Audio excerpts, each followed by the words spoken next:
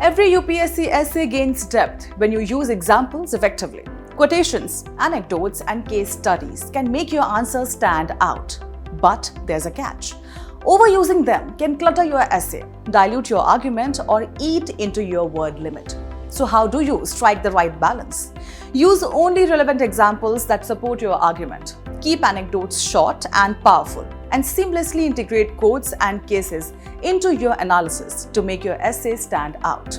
Mastering this art turns your essays from ordinary to exceptional, making your answers precise, analytical, and high-scoring. By joining the Essay Enrichment Programme 2026, starting 12th October at 2 p.m., you will learn how to use examples effectively without overdoing them. Sharpen your writing skills, balance content with analysis, and write essays that truly impress. For more information, visit our website or call us on the given numbers.